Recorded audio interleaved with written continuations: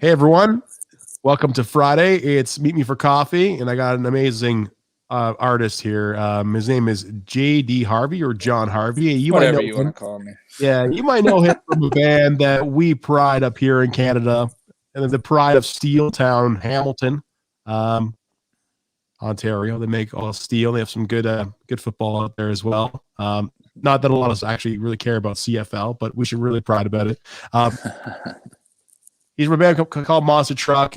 They're great. Sweet Mountain River, one of their great songs you've heard on the radio. They're amazing. They sound awesome. He's also here to talk about Jay Harvey and the Inner Demons, another awesome project he's taken on. How's it going, man? Thanks for joining us. I'm good, man. Thanks for having me. I got my coffee here. I got from BC, actually, 49th Parallel. They got like a little... Oh, I like that place. Yeah, really, really cool mug, man. Really small. Like, I don't want to say I'm a man with big hands, but we were talking before. You got the Grateful Dead mug there. Steal your face. How do you take There it? it is. It's just been my coffee mug forever. I've taken it on tour. It just fits my coffee perfectly. It's with such a stock mug too. If I ever break it, I can just go buy a Beatles one or a Rolling Stone. Like, well, you know what I mean? It's this rock mug is the perfect size. Is it black coffee you drink, or? Oh yeah. Yeah. That's what all the rock stars drink, man. Black coffee. Well, dairy, I don't know, man. When I was like 20, I was lactose intolerant, and I just stopped drinking it with milk, and now it's just the best. It's so good. I mean, there are places in the world that they will not let you mix anything with the coffee in the store or in the restaurant or the cafe. So because you got to enjoy the taste of coffee, and that's the only way to actually taste how it actually is, right? You can't just dumb it down, right? Right. It's like these guys who put Clamato in their beer. You know what I'm talking about? Yeah. You ever seen guys do that? They're like, I got guilty. heartburn, so I got to put Clamato in it now because I've been an alcoholic for 40 years. It's like, that's like putting cream in your coffee for me. You know what, man? Like, it's actually kind of good, but I don't really go for it all the time. Like, rarely. Up here in Canada, we've got so many different beers to try. And there's a buddy of mine. His name is Matt McGackie. He has a Vox and Hops podcast. He's a singer of Cryptopsy, actually. And he tries so many awesome beers. It just always blows me away how many breweries are in Quebec, because I think everyone he features is from Quebec. It's like, holy, hundreds of them, man. There's ones you've never even, like, in the weirdest small town, is the whole town revolves around the brewery. Yeah. There's this one, I forget what it's called. It's in some small place in Quebec. It's like True Diable, something like that. It's a devil on the brand. And Molson like bought it, and it made this company like this. But we played a show in their brewery. Is it Unibrew? No, it's not Unibrew, man. It's like, where is it? It's owned by Molson Coors, I think, now. Okay. They bought, because they're buying up all the micros, right? As soon as you make over a certain amount or sell a certain amount of beers, Molson goes, hello, we'd like to take your brand and give you a bunch of money so you can retire the American dream. But like, yeah, we played one of those things, and it was just like the whole town revolved around it. They had a bar downtown. The bar was completely packed. And it's in these like small, sleepy Quebec towns that are they're really beautiful, but no one speaks English, and my French sucks because I was a loser in school. You know, I didn't think about it. Well, they never actually pushed us to learn French. If that was the case, it would be a requirement every semester or every year for you to keep going with it up until like grade 12, right? So yeah. It's not your fault, man. It is my fault. You know what? In hindsight, I should have learned like 10 languages in high school. And I'm going to tell my kid, listen, don't worry about math. Worry about learning German or Chinese or Mandarin or something like that. You know what I mean? Like, because that's way more valuable. For me personally, if I had learned German or if I had been fluent in French, probably could, you know, it would definitely help me out a lot more. It'd help you read the signs to get to the brewery that you want to go to in Quebec. That's for sure, man. Quebec's not so bad. The best part is the small town of it, because if you just go to Montreal and you just go to Quebec City, you're not getting real Quebec, in my opinion. You have to go to those those small Ontario towns, but they're French. They're exactly the same. And there was this one, like this brewery, they have a bar, and they have this cheese they make that's like a knot. You ever seen this? It's like stringy cheeses. I think it's Serbian. No, it's Armenian. Haha! It's Armenian. It's super salty. And it looks like a big knot of cheese, and they string it off, and it looks like You know, it sounds crazy, man. It's like a giant cheese string. I'm telling you, you should look this up. Even with what you take away from this is giant cheese knot, giant Armenian cheese knot. There you go. That's what you should. But they make it and they shred it all up, and you get this big bowl of shredded cheese. Quebec, man, way to go. I don't cheer for their hockey teams, but I wish the one would come back, the Quebec Nordiques. Yeah, we'll see. But you know, I'm a Leafs fan through and through. Like we have, I'm pretty excited for this year because I really feel like this is the year we're going to win, but we're not going to be able to have a parade. That's the problem. So there's a few hurdles for Toronto to get over. We'll see how many guys stay healthy. The injuries have started, man. So we'll see what happens. But I mean, really, they're in great shape as far as teams go, which is nice because Toronto usually is the butt of a joke. It's so funny because like, yeah, the injuries have started, and that's kind of like the narrative every year. It's like, oh well, Austin Matthews was, you know, he hurt his wrist, and this guy broke a bone in his face, and that guy, it's like, okay, that's why we never won. No, that's not why we didn't win. It's because, but let's talk about Monster Truck, man. What's going on with the band? You guys have one show I see booked in Donington, right? The Download Festival. Or when you're up in how's that going to work for you? They've been briefing you guys? It's not going to happen. No? It's as honest as I can be. I don't think we're going to be playing any big shows for at least till the end of the year. You know, that's how it goes. It's just until shows are allowed, we're not going to be playing anything. I mean, unless the UK is like, oh, we have concerts now. Unless we fly to Australia, but who in their right mind would be doing that? No. But in the UK, no, I don't think it's going to happen. And it's one of those weird things where it's like, it could. It's July or June, I think it is. But, you know, I would imagine we'd book a tour around it if it was actually going to happen. It's just one of those things where it's like, now we're in limbo. We just sit here. Like, the music industry got a really bad end of the stick in the old COVID thing. Not necessarily the performers and things like that. I mean, the crews got it way worse because they were just out of jobs.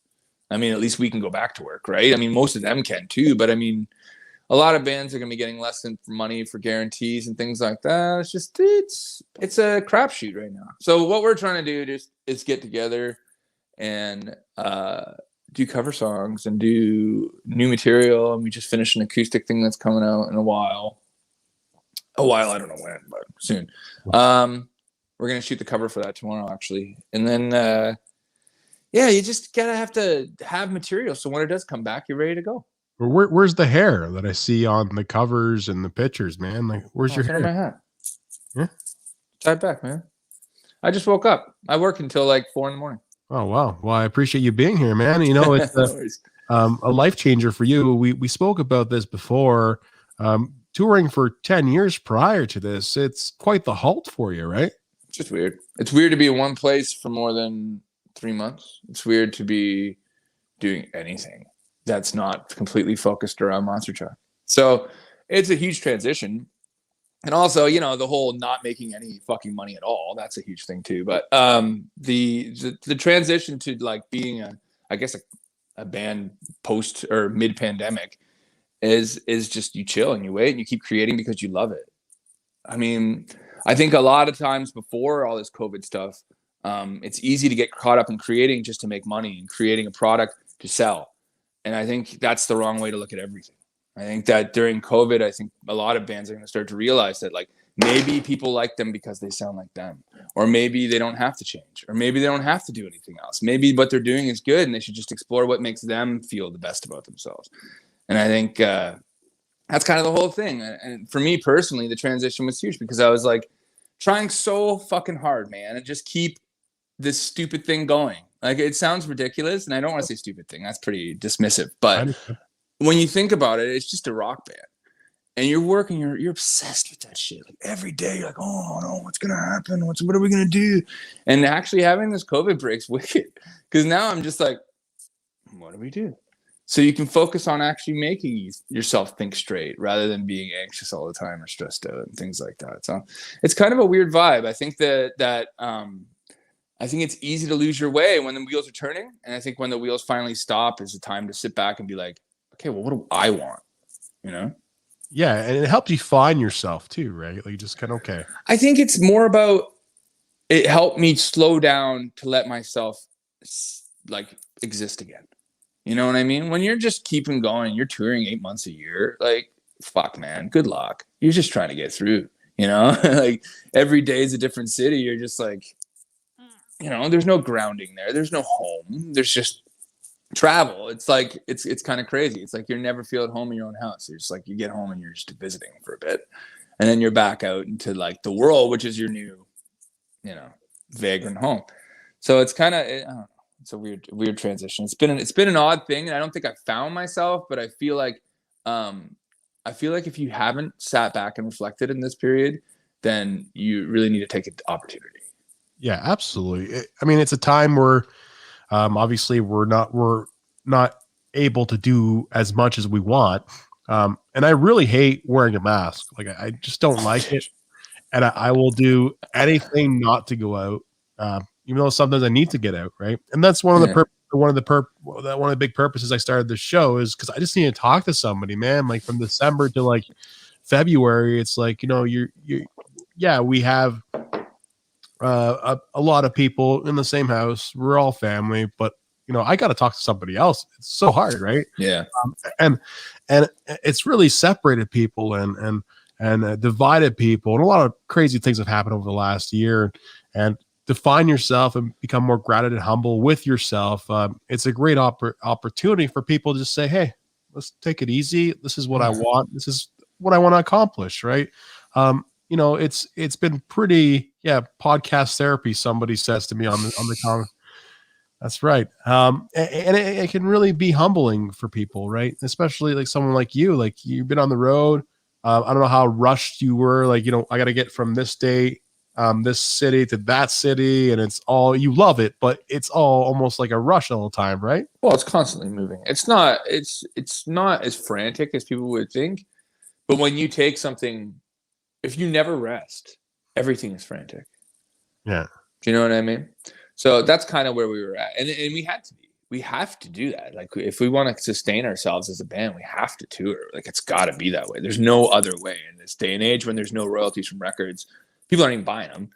The streaming services aren't paying you anything. Like, touring is it for bands at our level and bands like us, like rock bands, man. Like, how many rock bands? You know what I mean? It's a different world. If we were country artists and just played on weekends, we'd probably be better off. Yeah, I mean, you guys aren't multi-millionaires or anything. You guys are just, man, we're just getting by. We're a bunch of Hamilton guys that caught a cool break, got to do a lot of really amazing things, and you know. Life offers totally different things to everyone. It depends on which ones you take and how much you value wealth. And I think that a lot of decisions you make in life hinge on whether you're going to have an experience or it's going to benefit you financially. And I think that focusing on the financial benefits is the wrong way to live.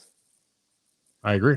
So we did a lot of things and we prepared a lot of things, and we were supposed to have a crazy fucking year, man. We got a new record done and everything else. You know, we were building up to this, and then here we are. But like, that's fine. That's the way things are. And if you can't adapt to change, you don't really, you're not gonna make it.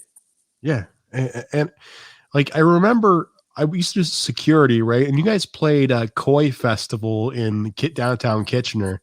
I remember. And that. I honestly, I'll be honest, I had no clue who you guys were. When this was years ago.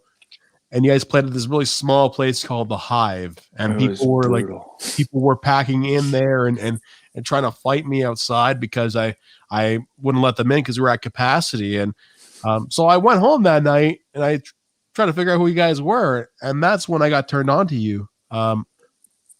And I just want to know, like, how did that happen? Like, so you guys started. What was how many years were you guys together before things actually like completely took off? A year.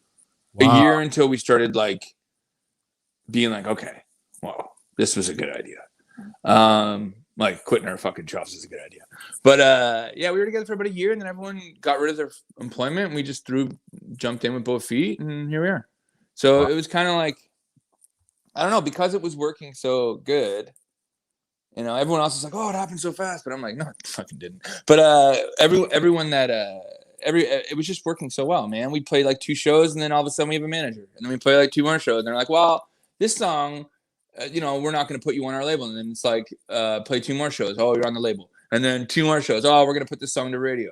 And then 3 more shows, or a couple tours later. Oh, you're up for a Juno Award. And then, you know what I mean? It's just how it goes. And it just keeps snowballing until you reach a certain point. And I think for us, it was True Rockers for sure. But, and then it just kind of like, you know, you're the fun of it all and the joy of the downhill ride becomes a snowball into trying to maintain it. Yeah.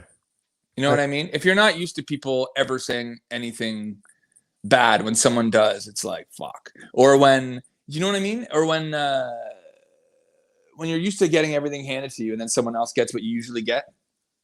It's crazy. And then your brain does these crazy things where you're like, oh, fuck, what am I going to do? I'm losing everything. And then you have to, you know, deal with that kind of shit going through your head for God knows how long. It's kind of weird. It's like, this is why the Cornell, when we were talking about Chris Cornell before, this is why I think people like him and Bennington and guys like that, there's just so much pressure, especially at that level. They have a staff. They have hundreds of people that work below them. You know, that's a lot of fucking pressure. You want to know why Metallica doesn't stop touring? Because Metallica is a corporation. There's like 300 people that work there. We opened for them at Heavy Montreal. I don't know when it was, 2014 or something. And we played first on, they headlined the main stage. And we were first on. So we got to walk on Metallica stage and my brain almost exploded. But that's the first time I ever heard Fractal 2. And they were going through the guitar tones for each of the airs of Metallica. And that was when they went and programmed them, on a side note. But like, it was so crazy. I was having so much fun. But anyways, we get on that whole stage and Metallica had like 80 trucks, 80 transport trucks. That's just a hiring part of it. You know, like think about that. Being in charge of 80 trucks. So they have their guys and then they have to outsource everything else. It's like, you know, a big business. So they can't just stop, you know, it's kind of one of those weird things that you kind of get into. So I don't know. It's for me, I don't know. Life's an odd place. And you can't just like, how do you recover from loss of that? You don't. You try to write something better than you did before. That's all you do. That's all you can do. All you can do is find the best song. Sorry, people are asking questions. Yeah, back to radio station tours. Yeah, well, I'd like you to come by here someday, man. Let's. I mean, you're right. Metallica is so much bigger than we actually think they are. Right? Oh, they're dude, like all these bands are like that. Like anyone that's like, think about Lady Gaga. I actually had a guy. I receive trucks at the steel mill now, Hamilton.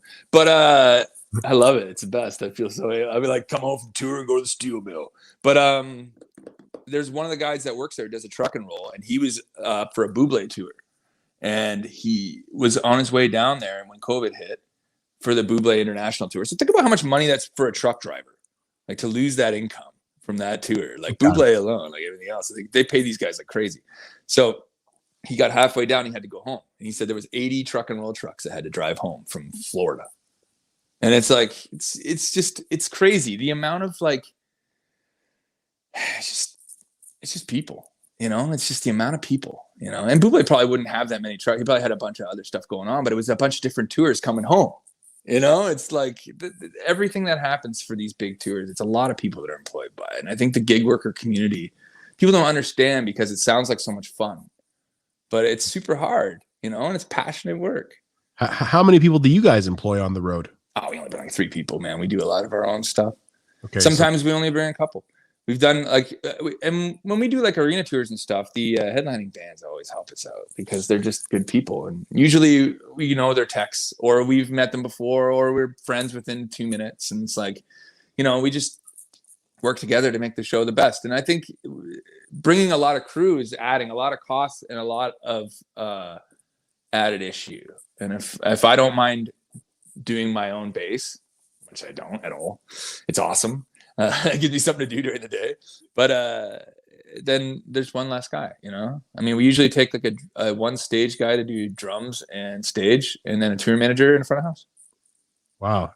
Well, I mean, like you've been tuning and fixing your guitar for so many years. You might as well just keep doing it, right? Well, my thing is too, like it's not going to get that fucked up. And if it does, you know, Jerry Cantrell's tech or, you know, Chad Kroger's tech is over here and they're going to have a peek at it. I mean, we get lucky, you know, that's kind of the bonus of the end of it, you know. But yeah, you got to do shit for yourself. And in this day and age of working bands, I mean, I don't even understand how anyone could hire, like, if you're not making it, how do you pay a guitar tech?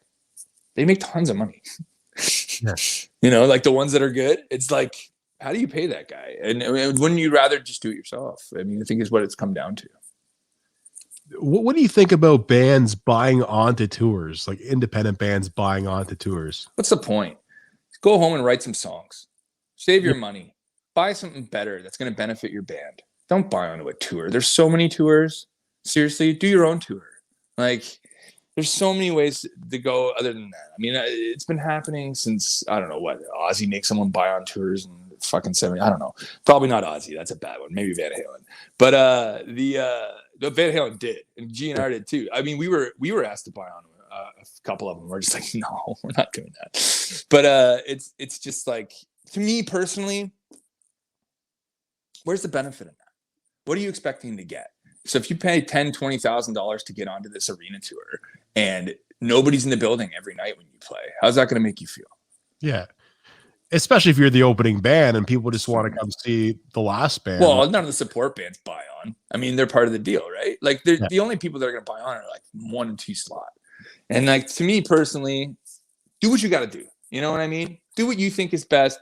Always follow your own gut. But for me, fuck that. Yeah, I mean, I know some guys that they bought onto the Five Finger Death Punch tour back in the day, and oh yeah, great tour. Yeah, great tour, but they couldn't sell their merch for any less than what Five Finger Death Punch wanted to sell. A lot of that has changed in arena things, but I think it all has to do with the way that the bands interact with each other. Because usually we had that problem. Like, we were out with, we've been out with everybody, but it's always the issue. It's like, do we have to price match? No? Okay, cool. Then we can maybe make some money. But usually when you have to price match, and that's the whole thing too, people are like, oh, we'll make it up on merch. Not in an arena, yo. There's 7 merch booths. Your shit's in 1. Like, it's to me personally, there's got to be some kind of momentum to want to even do a kind of tour like that. You already got to be trucking along, because like, other than that, you have to build your organic fan base. You need to get into the clubs and work, because that's how you do it. And that's literally how it's done. I mean, radio's great. Don't get me wrong. I love it. I still listen to it all the time. I listen to it at work. I listen to it in the car. I love it.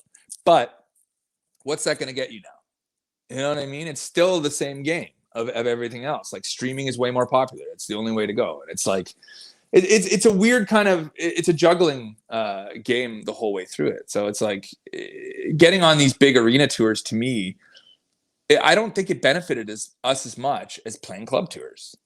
Yeah. And getting on, like, playing a club tour and then doing like these festivals in the States. Like, we were doing these a bunch of years ago, we were doing these rips where we play like 4 shows, and then we do like Carolina Rebellion and play first on the day, you know what I mean? And like one of the side stages, no big deal. And then we play a couple more shows and go Rock on the Range. It's like, those are hard festivals to kind of get into, but like, that's the idea. You need to build organic fan base and then have big shows to fill in the rest of it. It's not going to happen overnight. It never does. And trust me, because it hasn't happened for me yet. Yeah, you guys are doing awesome though. I mean, I've seen you guys live with Alice in Chains. I know that was pretty cool, because was it Mike Inez? He actually came out and played bass in a couple of your songs, and I was going, man, yeah, either you have good songs or you don't. That's what everybody says down in Windsor. And you know, it's something to build relationships or pay for it. You know, there's people out there that there's people on social media now that they're going to pay for their followers. And yeah, I think that's fine. So I think honesty will always shine through. And I think integrity is really undervalued in our culture today. I think we have, I think everyone's on this desire to profit, and even normal people are feeling the pressure for security, for means, for property, for all these things that these people are putting in your heads that are important. None of that is important. You know what I mean? And I think it makes people make poor decisions. So I think integrity is going to become more of a commodity, just based on, like, I think more emotional kind of things and things like that are going to become something. Because how many women, like, they're fine. They're giving it away for free all over. or OnlyFans. Like, come on, are you kidding me? This is so weird. Like, why are we so willing to market ourselves? It's the weirdest thing in the world to me. So I think there's going to be a shift where integrity it's got to be valuable. Am I the only person who didn't start at OnlyFans in 2020 or what? Like, yeah, I got buddies who grow weed that have OnlyFans, and it's just for like showing you, oh, look, we grew this today, and we have this, and we're having fun. And these guys making tons of bank from people just watching his videos and donating $2 here and there. What?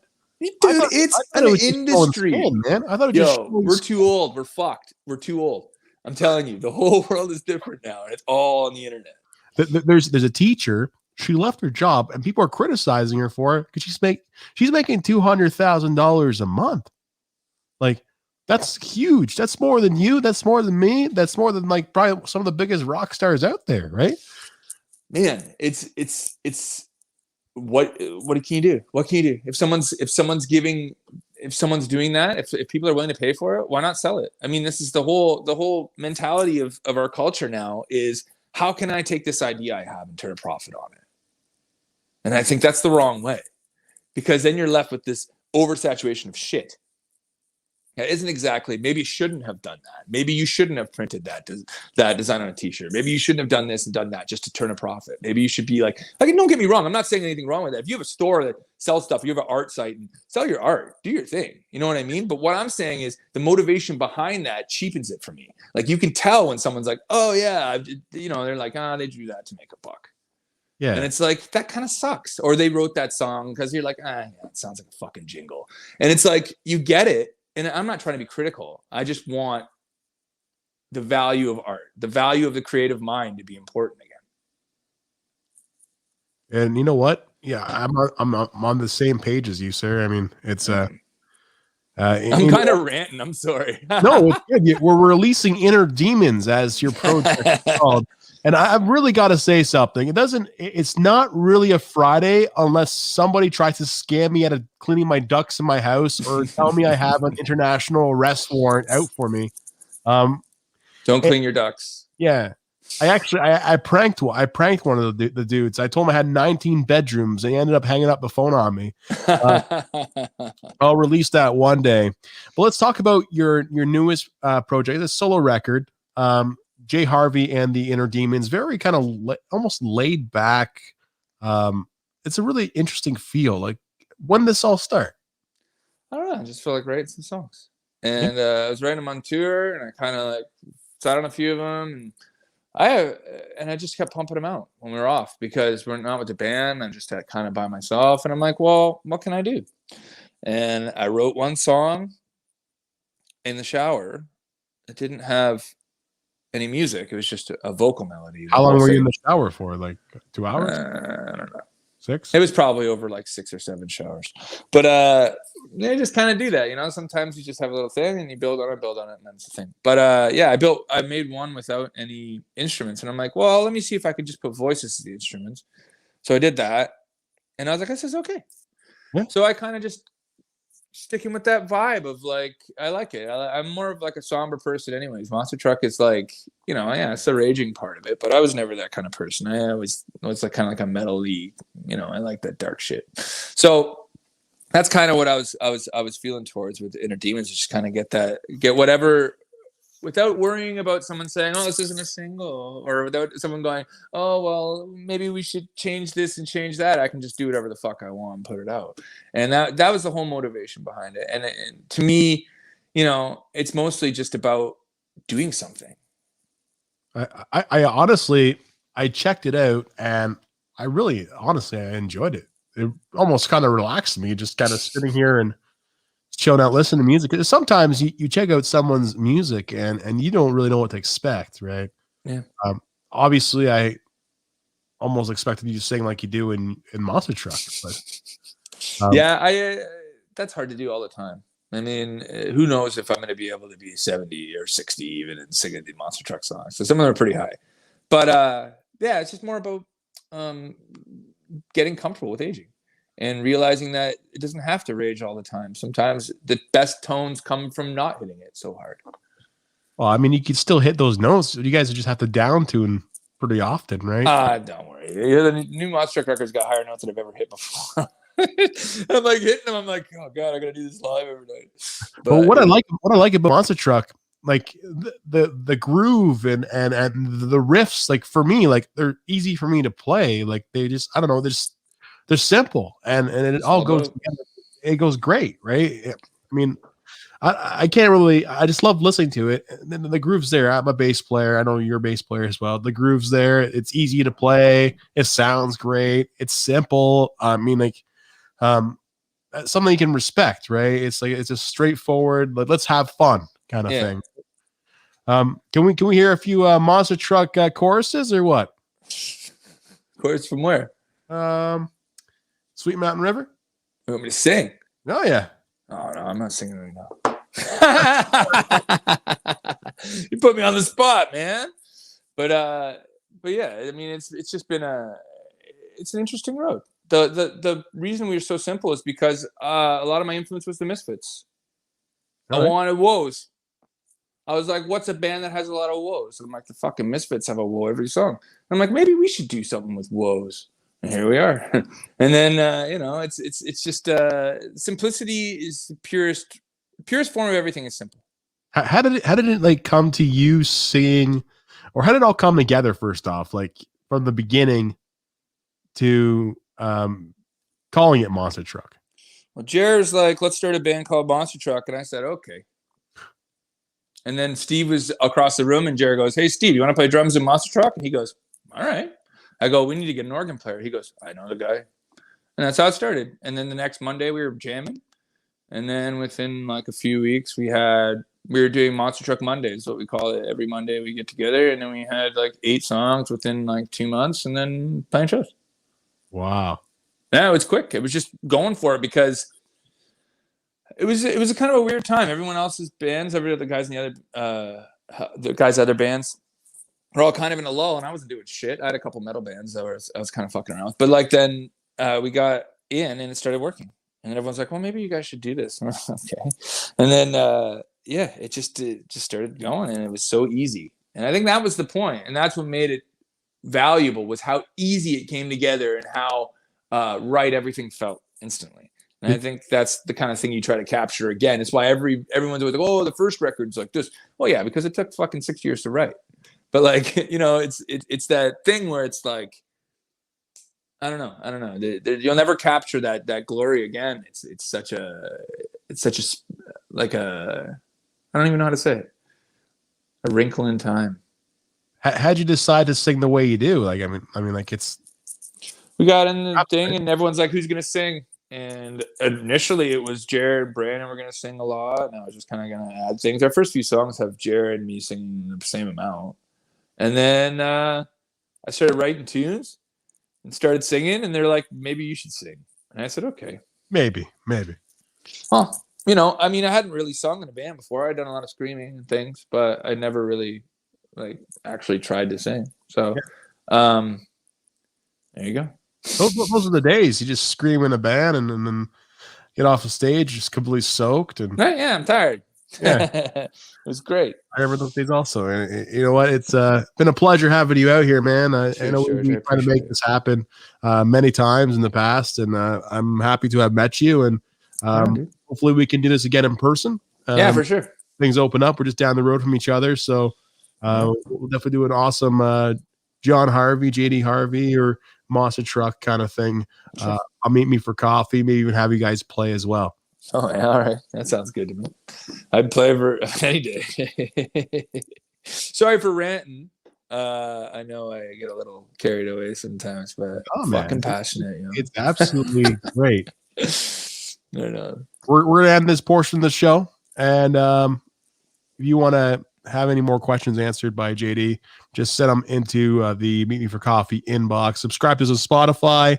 Follow us subscribe to us on YouTube as well, and follow us on YouTube. This will be up as well. A brand new YouTube channel. I kind of fixed it again. And thank you so much, everyone.